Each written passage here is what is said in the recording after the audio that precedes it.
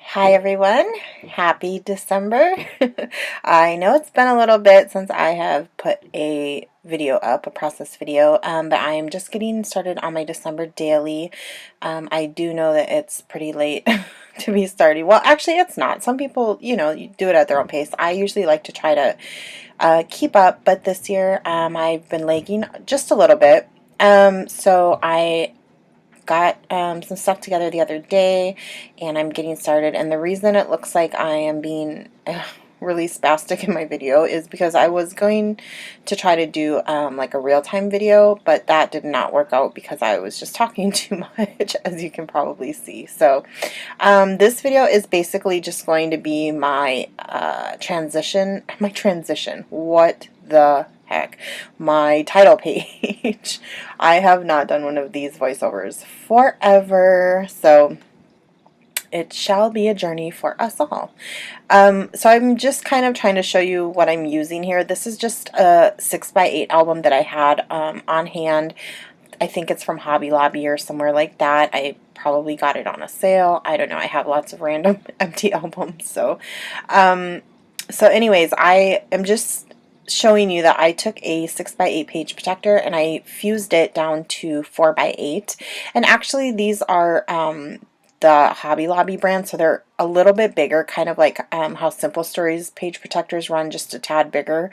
And so it is a little bit bigger than 4x8, which you'll see when I trim this down to 4x8. So this is just a document that I created in Photoshop, and it just says December Daily. The reason that I did this was I didn't have anything that was jumping out at me that I wanted to use for my title page, and I literally did no shopping this year for new supplies for December Daily, which again is pretty rare for me. But I did, I used Snow and Cocoa last year, and I have quite a bit of that left. And then just as I'm sure most of us do, we just have stash. And so I have been a little bit preoccupied with other things other than scrapbooking lately. And so I just haven't been shopping or really keeping up very much. And so yeah, I just didn't buy anything, but I'm going to try to make do with what I have. So, which is plenty, I must say. I definitely don't have a shortage of supplies. So I just put those two back to back. On the other side is just some journaling that I printed out in Photoshop as well. And I just trimmed them back to back, and I'm going to put them in that first page protector that I fused shut, but I did want to add just a little bit of embellishment. So I'm pulling out these gold chipboard stars that came from a Studio Calico Project Life kit from a while ago.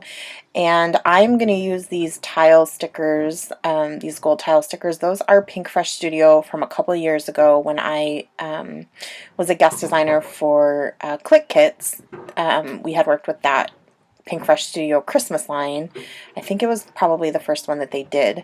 And I have those left over, so I just put 2017 under there, and then I'm trying to figure out if I want to use the big star or the little star. So sometimes I get hung up on little things like that, and it's like something so small, but at the time it's like I feel like it's such a big deal, right?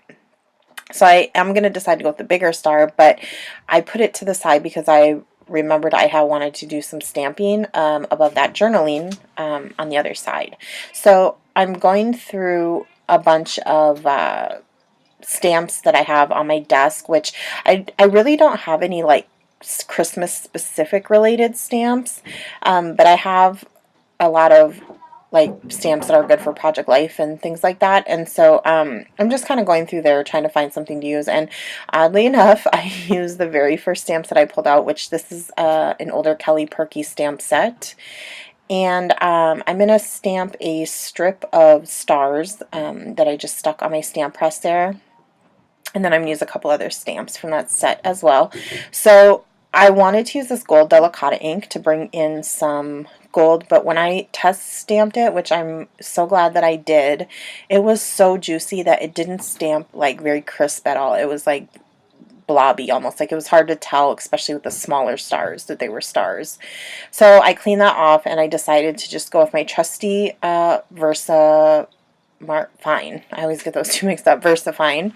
And I stamped it down, and immediately I kind of wish that I would have stamped it a little bit higher, but I'm not going to stress about it. I mean, Again, something very minor, like the size of a gold chipboard star. No one is really going to care, you know, when they look at this album. So I'm going to use that VersaFine one more time to stamp this little arrow label-y type thing.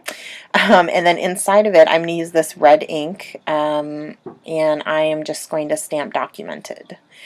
So that is how that's going to look. Fairly simple, and I was just showing you I'm using baby wipes, but because I was too lazy to go put water on my little stamp chamois thingy, which actually is one of my favorite products that I have ever purchased, I must say.